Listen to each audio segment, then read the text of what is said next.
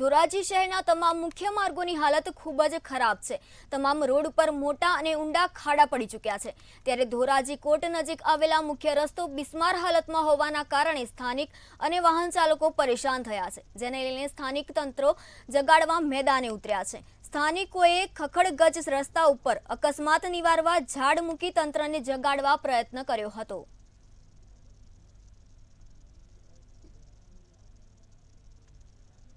વિસ્તારમાં કોરટ પાસે જ્યાં રોડ આવેલો છે, રોડમાં મસ્ત મોટા ખાડા પડેલા છે। એની અંદર જાનહાનિ થાય એવી પણ શક્યતા છે। જુનાગઢ રોડનું કામ ચાલુ હોવાના કારણે તમામ વાહનો, બસ, ટ્રાવેલ્સ, ખટારા જેવા સ્કૂલ બસો અહીંયાથી જ પેસેન્જર વાહનો નીકળે છે અને કોર્ટમાં આવવા માટે પણ વાહનો લઈને લોકો અહીંયા આવે છે। ત્યારે આ ખાડા એટલી હદે ખરાબ છે, આખો રોડ ખરાબ છે, જેથી જાનહાનિ પણ થઈ શકે એવી છે। જેથી કરીને નગરપાલિકા અને કોન્ટ્રાક્ટરોને અમારી વિનંતી છે આ રોડને તાત્કાલિક રિપેરિંગ કરવામાં આવે, જેથી કરીને કોઈ જાનહાનિ ન થાય।